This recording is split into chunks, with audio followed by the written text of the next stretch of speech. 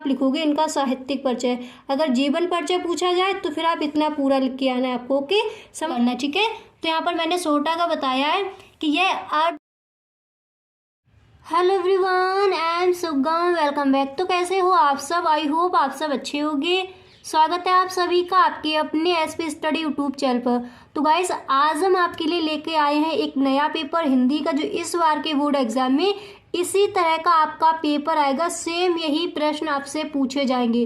तो जितने भी आपके प्रश्न हैं, पूरा पेपर मैंने तैयार किया है, जितने भी आपके प्रश्न इस बार आ सकते हैं वो सारे प्रश्न यहाँ पर आपको मिलेंगे, ठीक है। ज़्यादा ही प्रश्न मैं आपको दूंगी ताकि जितने भी यहाँ पर प्रश्न आए उनमें से एक भी प्रश्न आप छोड़कर ना आए। तो सबसे पहले आपके 10 प्रश्न इस तरह के आएंगे, तो वो देख लीजिए। सबसे पहला प्रश्न मैंने यहाँ पर रखा है कि ब्राह्मण पत्रिका के संपादन थे। तो ब्राह्मण पत्रिका के संपादक कौन थे? प्रताप नारायण मिश्र, ठीक है। फिर देखिए जो नेक्स्ट है वो मैंने यहाँ पर लिया कि आनंद कादम्बिनी पत्रिका का संपादन करते हैं। तो कौन करते हैं? बद्री नारायण चौधरी प्रेमघन, ठीक है। फिर देखिए जो आपका नेक्स्ट प्रश्न है वो यहाँ पर दिया गया है कि हिंदी प्रदीप के संपादक थे। कौन थे? बालकृष्ण भट्ट। ऐसे ही अगला प्रश्न मैंने यहाँ पर लिया है कि चिंतामणि के रचनाकार हैं। कौन है? आचार्य रामचंद्र शुक्ल।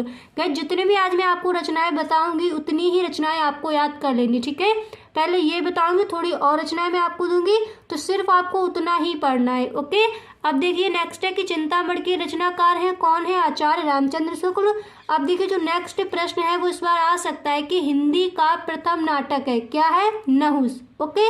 इसके बाद जो आपका अगला प्रश्न है वो मैंने यहाँ पर लिया है, किस कवि को राष्ट्र कवि का सम्मान मिला है? ये कई बार पूछा गया है। तो किस कवि को राष्ट्र कवि का सम्मान मिला है? मैथिली शरण गुप्त को, ओके।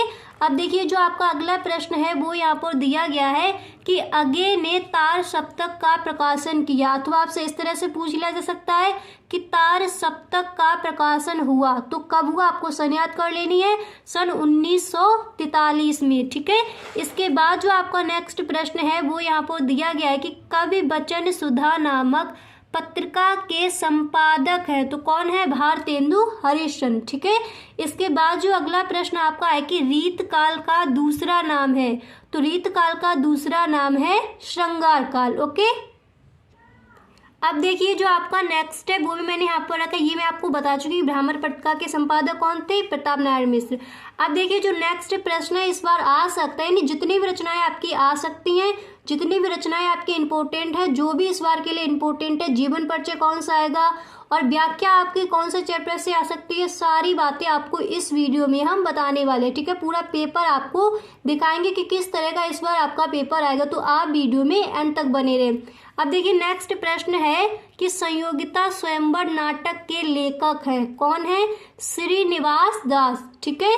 फिर देखिए जो अगला प्रश्न है और ये इस बार आ सकता है कि चारुचंद्र लेख की विधा है। क्या है? उपन्यास। चारुचंद्र लेख की विधा है उपन्यास। ऑप्शन आपको दिए जाएंगे, कहानी है, आत्मकथा है या फिर निबंध है। तो ये क्या है? उपन्यास है, ठीक है। अब देखिए जो आपका नेक्स्ट प्रश्न हमने रखा यहाँ पर कि भूले विसरे चेहरे रेखा चित्र के रचयिता हैं। तो कौन है? कन्हैयालाल मिश्र प्रभाकर, ओके। अब देखिए जो आपका नेक्स्ट प्रश्न है कि पारणकालीन भारत शोध प्रबंध है। क्या है? वसुदेव शरण अग्रवाल का, ठीक है। इसके बाद जो आपका नेक्स्ट है, ये प्रश्न मैं आपको बता चुकी कि तार सप्तक का प्रकाशन कब हुआ था? दोबारा से देख लो, 1943 में। एकदम रट के आपको याद कर लेना है। अब इसके बाद जो आपका नेक्स्ट प्रश्न मैंने यहाँ पर लिया है वो दिया गया है कि नौका विहार कविता किसकी कृति से अवतरित है? तो किसकी कृति से अवतरित है? सुमित्रानंदन पंत की, ओके। इसके बाद जो आपका अगला प्रश्न यहाँ पर है वो दिया गया है कि मैथिली शरण गुप्त की रचना है। तो मैथिली शरण गुप्त की रचना क्या है? प्रिय प्रवास, ओके। अब देखिए जो आपका अगला प्रश्न है कि वैदेही वनवास काव्य कृति है। किसकी है? अयोध्या सिंह उपाध्याय हरिऔध जी की। इसके बाद जो आपका नेक्स्ट है वो मैंने यहाँ पर लिया कि लहर के रचनाकार है। तो लहर के रचनाकार कौन है? जयशंकर प्रसाद। अब मैं आपको 2-3 रचनाएं और बता दे रही हूँ, वो रचनाएं भी आपको अच्छे से तैयार कर लेनी है। इसके बाद इससे अलग हटकर रचनाएं आपकी नहीं आएंगी, ठीक है। थोड़ी रचनाएं हम आपको और बता रहे हैं, उनको भी आपको ध्यान से देखना है। तो देखिए आपका जो नेक्स्ट प्रश्न है वो यहाँ पर दिया गया कि नासकेतुपाख्यान के लेखक है, तो कौन है? सदल मिश्र। ठीक है, ये भी आपको याद करना है। और नेक्स्ट है कि परीक्षा गुरु के लेखक हैं, तो कौन है? लाला श्रीनिवास दास। ओके, अगला प्रश्न जो है वो मैंने यहाँ पर लिया कि पैरों में पंख बांधकर के लेखक है, तो कौन है? राम वृक्ष बेनीपुरी। ओके, जो अगला प्रश्न है कि सरस्वती पत्रिका के संपादक हैं, तो सरस्वती पत्रिका के संपादक कौन है? महावीर प्रसाद द्विवेदी। ओके, जो अगला प्रश्न है वो यहाँ पर दिया गया कि कल्प वृक्ष के रचनाकार है, तो कल्प वृक्ष के रचनाकार कौन है? वसुदेव शरण अग्रवाल। इसके बाद जो आपकी अगली रचना है वो पूछी जा सकती है कि प्रेम सरोवर के रचयिता है, तो प्रेम सरोवर के रचयिता कौन है? भारतेंदु हरिश्चंद्र। ठीक है, फिर इसके बाद जो आपका अगला प्रश्न है कि निम्न में से कौन सी कृत रीत काल की है, तो कौन सी है? बिहारी सदस्य। आपको ऑप्शन दिए जाएंगे, आपको ये वाला चूज कर लिख देना है। ठीक है, अगला प्रश्न है कि लोकायतन की विदा है, क्या है? काव्य कविता। ठीक है, फिर जो नेक्स्ट प्रश्न है वो मैंने यहाँ पर लिया है कि दीप शिखा के रचनाकार है, तो दीप शिखा के रचनाकार कौन है? महादेवी वर्मा जी। ओके, इसके बाद देखिए जो अगला है वो मैंने यहाँ पर लिया कि तार सप्तक के संपादक है, कौन है? सच्चिदानंद हीरानंद वात्सल्य अगे। तो इतनी रचनाएं आपको देख लेनी है और अपने मॉडल पेपर में आपको एक दो रचनाएं और देख लेनी, क्योंकि आपकी एक भी रचना छूटनी नहीं चाहिए वहाँ पर। इस तरह के जो आपके प्रश्न आएंगे पद्य गद्य दोनों से लिए जाते हैं, तो कुछ रचनाएं आपको अपने मॉडल पेपर जो आपने खरीदा है उसमें जो आपको इम्पोर्टेंट लगे उसको भी आपको देख लेना है। ठीक है, अब हम आपको बताएंगे कि आगे आपसे किस तरह से प्रश्न पूछे जाएंगे हिंदी में।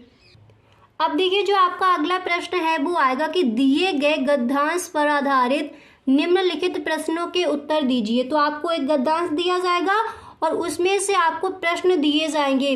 तो जो प्रश्न आपके जो आपका गद्यांश इस बार आ सकता है वो कौन से चैप्टर से आ सकता है वो मैंने यहाँ पर लिख दिया है। तो आपको अशोक के फूल और हम और हमारा आदर्श, ये जो दोनों आपके पाठ हैं इनकी व्याख्या आपको अच्छे से देखनी है। इन दोनों से गद्यांश उठाया जा सकता है इस बार। ठीक है, अब देखिए जो आपका अगला प्रश्न है वो यहाँ पर दिया गया कि दिए गए पद्यांश पर आधारित निम्नलिखित प्रश्नों के उत्तर दीजिए। ठीक है, निम्नलिखित पद्यांश पर आधारित, तो ये आपका लिया जाएगा गद्य से, और पद्य से भी इसी तरह से पद्यांश दिया जाता है और फिर उसमें से आपको क्या करना होता है, जो आपके प्रश्न दिए जाते हैं उसी पद्यांश से रिलेटेड फिर उनको आपको सॉल्व करना होता है। ठीक है, आपको संदर्भ लिखना होगा, उसकी व्याख्या करनी है और कुछ आपको प्रश्न दिए जाएंगे, उन प्रश्नों के उत्तर आपको उसी जो आपका गद्यांश और पद्यांश जो दिया जाएगा तो उसी में से आपको उन प्रश्नों के उत्तर मिल जाएंगे। ठीक है, तो देखिए पद्य में आपको नौका विहार और कैकई का अनुपात, ठीक है, इन दोनों चैप्टर की आपको जो व्याख्या है वो अच्छे से याद कर लेनी है, ये इस बार आ सकते हैं। अब इसके बाद देखिए जो आपका नेक्स्ट प्रश्न है वो आएगा कि निम्नलिखित में से किसी एक लेखक का साहित्यिक परिचय देते हुए उनकी प्रमुख रचनाओं का उल्लेख कीजिए। तो इस बार देखिए वसुदेव शरण अग्रवाल, हजारी प्रसाद द्विवेदी और हरिशंकर परसाई, इन लोगों का आपको जीवन परिचय याद कर लेना। ठीक है, तो यहाँ पर मैंने वसुदेव शरण अग्रवाल जी का जीवन परिचय लिखकर आपको बताया है कि आप किस तरह से इनका जीवन परिचय लिखकर आओगे। ठीक है, तो देखिए इस तरह से आप जीवन परिचय लिखकर आओगे। ठीक है, मैं पूरा आपको पढ़कर नहीं बताऊंगी क्योंकि फिर ज़्यादा बड़ी वीडियो हो जाएगी। तो यहाँ पर देखिए ऊपर सबसे पहले आपको हेडिंग डाली है वसुदेव शरण अग्रवाल, 3 दिए जाएंगे, तो उनमें से आपका एक तो फंस ही जाएगा। जो मैंने 3 बताए हैं वही आपको अच्छे से याद कर लेनी है।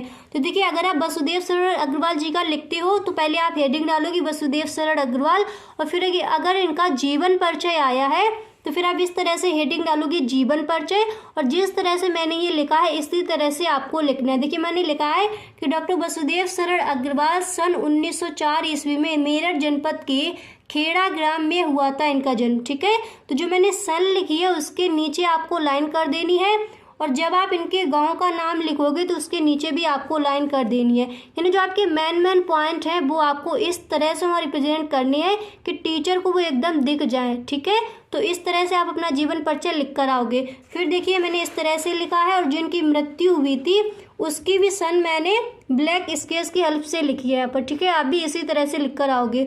और इसके बाद आप हेडिंग डालोगे साहित्यिक योगदान, और फिर साहित्य में इन्होंने जो जो किया है वो आपको लिख देना है। फिर इसके बाद आपको हेडिंग डालनी होगी कृतियाँ, और जो आपकी कृतियाँ हैं वो आपको इस तरह से लिखनी है। जैसे आप लिखोगे निबंध संग्रह, और फिर इन्होंने निबंध संग्रह जितने भी लिखे हैं वो आपको लिख देने हैं। आप डालोगे शोध प्रबंध, फिर पाणकालीन भारतवर्ष मैंने जितना भी है फिर वो आपको कर देना है।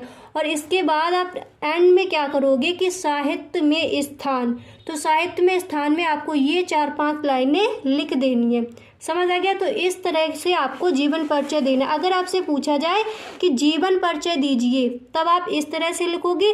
अगर आपसे पूछा जाए कि साहित्यिक परिचय दीजिए, तब आप इस तरह से नहीं लिखोगे। अगर साहित्यिक परिचय पूछा जाए तो सबसे पहले थोड़ा आप लिख दोगे इनके बारे में। आप एक ब्रैकेट बनाओगे, उसमें आप लिख दोगे इनका नाम क्या है, इनके पिता का नाम क्या है, इनका जन्म कहाँ हुआ, और जन्म की सन लिख दोगे। उसके बाद मृत्यु कहाँ, ये सब लिख दोगे। फिर उसके बाद आप हेडिंग डालोगे साहित्यिक परिचय। फिर आपको साहित्य में जो भी उन्होंने किया है वो आपको लिख देना है। फिर उनकी कृतियाँ वगैरह ये चीज़ें आपको लिख देनी है। इस तरह से आप लिखोगे इनका साहित्यिक परिचय।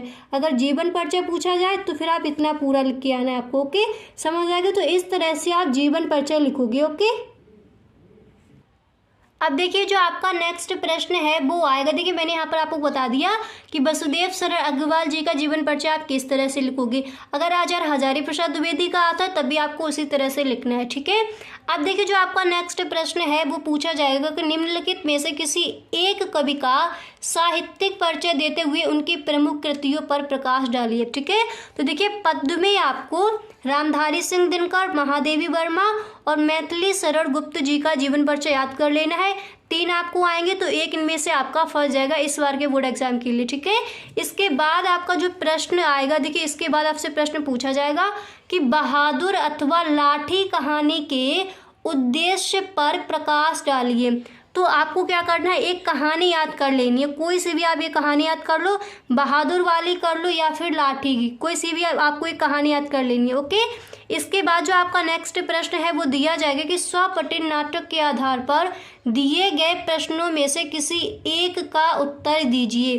तो आपको क्या करना है, जो आपका आन का मान नाटक है वो आपको याद कर लेना है, ठीक है। आपको एक नाटक भी याद करना है, नाटक भी आपसे पूछा जाएगा वहाँ पर। ओके, अब देखिए जो आपका अगला प्रश्न है वो आएगा कि स्वपठित खंड काव्य के आधार पर किसी एक के प्रश्न का उत्तर दीजिए। तो आपको ये वाला चूज करना है, आलोक व्रत खंड काव्य की प्रमुख घटना का वर्णन कीजिए। आपसे प्रश्न दिए जाएंगे, अथवा में आपको एक ही करना है। बहुत सारे प्रश्न दिए जाते हैं, आपको जो आलोक व्रत वाला है ये आप याद कर लीजिए और इसी का आपको एक का उत्तर देके आ जाना है, ठीक है। इसके बाद आपका आएगा खंड खा, ठीक है। तो खंड खा में सबसे जो पहला प्रश्न है वो आपको दिया जाएगा कि दिए गए संस्कृत गद्यांशों में से किसी एक का ससंदर्भ हिंदी में अनुवाद कीजिए। तो आपको एक गद्यांश दिया जाएगा संस्कृत से और फिर आपको उसका हिंदी में अनुवाद करना है, ठीक है। आपको व्याख्या नहीं करनी, हिंदी में आपको अनुवाद करना है। तो जो आपका चैप्टर है महामना मालविया, इस चैप्टर से इस बार आपका गद्यांश रखा जा सकता है। तो इसका जो हिंदी अनुवाद है वो आपको एकदम सही से देख लेना है, ठीक है। इसके बाद जो आपका अगला प्रश्न है वो यहाँ पर दिया जाएगा कि दिए गए पदांशों में से किसी एक का संदर्भ हिंदी में अनुवाद कीजिए। तो पद्य में देखिए आप ये वाला जो आपका जो श्लोक दिया गया है इसकी आपको हिंदी सही से देख लेनी है।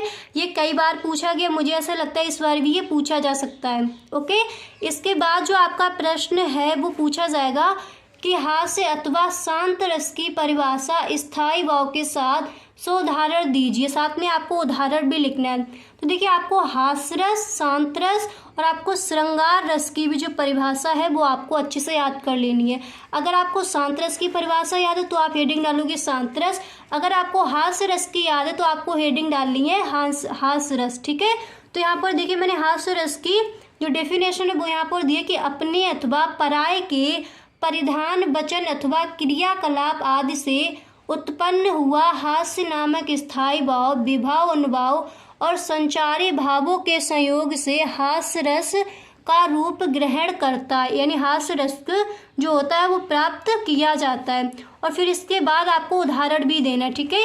इसके बाद आप इसका उदाहरण दोगे। देखिए इस तरह से आपको इसका उदाहरण लिख के आना है कि नाना वाहन नाना बेसा बिहसे शिव समाज निज देखा, को मुखहीन विपुल मुख काहू, बिनपद कर को बहुपद बाहु। इस तरह से आपको इसका उदाहरण लिखना है। अगर आपको कोई नेक्स्ट आपको कोई उदाहरण याद है तो फिर आप उसको भी लिख सकते हो।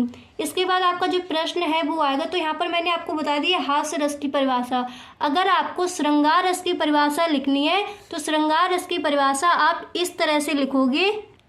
तो अगर आपसे श्रृंगार रस की परिभाषा पूछ दी है तो आप इस तरह से लिखोगे कि सा हृदय नायक नायिका के चित्त में रति नामक स्थायी भाव का जब विभाव अनुभाव और संचारी भावों से संयोग होता है तो वह श्रृंगार रस का रूप धारण कर लेता है। और फिर आपको जो ये मैंने उदाहरण लिखा है वो आपको लिख कर आना है। देखिए ये जो आपका उदाहरण है कि कौन हो तुम बसंत के दूत, बिरस पतझड़ में अति सुकुमार, घन तिमिर में चपलाकी रेख, तपन में शीतल मंद बयार। ये आपको उदाहरण याद कर लेना। अगर आपको कोई दूसरा उदाहरण याद करना है और वो आपको सरल लगता है तो आप उसको लिख कर आ जाइए, ठीक है।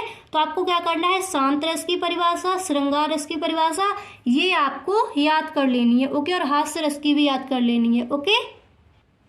अब देखिए जो आपका नेक्स्ट प्रश्न है वो दिया जाएगा कि सोटा अथवा रोला छंद का लक्षण उदाहरण सहित लिखो। तो आप इस तरह से लिख कर आओ। यहाँ पर मैंने देखिए सोटा का बताया, अथवा में आएगा आपको एक का ही करना है, ठीक है।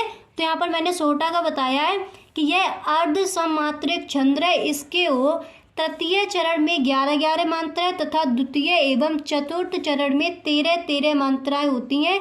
पहले और तीसरे चरण के अंत में गुर लघु आते हैं, कहीं कहीं तुक भी मिलती है, ठीक है। यह दोहा का उल्टा होता है। और फिर इसका आपको एक उदाहरण याद कर लेना है, ठीक है। तो यहाँ पर मैंने सोटा की बताई है, सोटा की परिभाषा आप इस तरह से लिख कर आओगे, समझ आ गया।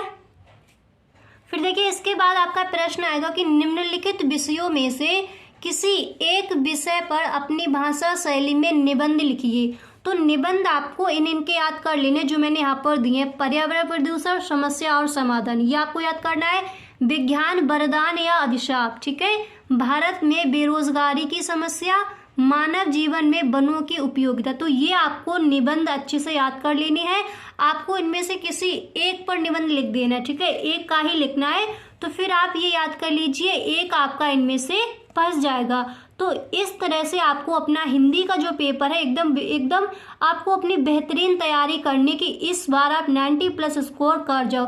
देखिए गाइस अगर आप जो आपका पहला पेपर होगा वो आप एकदम अच्छे से देकर आओगे, एक भी प्रश्न आप नहीं छोड़ोगे, तो दूसरा पेपर भी आप उसी तरह से उसकी तैयारी करके जाओगे। उसी तरह से आपका मन होगा वो पेपर में भी आपका एक भी प्रश्न ना छूटे। तो जो पहला पेपर है वो बहुत ही अच्छे से दीजिए। फिर जितने भी आपके पेपर होंगे उन पेपर को भी आप उसी तरह से लिख कर आए जिस तरह आपने हिंदी का पेपर दिया, ठीक है। अपनी तैयारी अच्छे से कीजिए, टाइम ज़्यादा आपके पास नहीं है। अगर आप इस तरह से अपनी तैयारी करोगे तो 100% इस बार आप 90+ स्कोर कर जाओगे। और जितने भी बैरन मॉडल पेपर हैं सारे पेपर आपको सॉल्व करके देखनी है। डेली आपको अब पेपर ही अपने सॉल्व करने, प्रीवियस ईयर जो क्वेश्चंस है वो आप देखिए, इसी तरह से आप अपनी तैयारी कीजिए बोर्ड एग्जाम की। तो गाइस अगर आपको वीडियो अच्छा लगा हो तो वीडियो को एक लाइक ज़रूर कर दें और अपने दोस्तों में वीडियो को शेयर ज़रूर किया करें, ओके। Thanks for watching.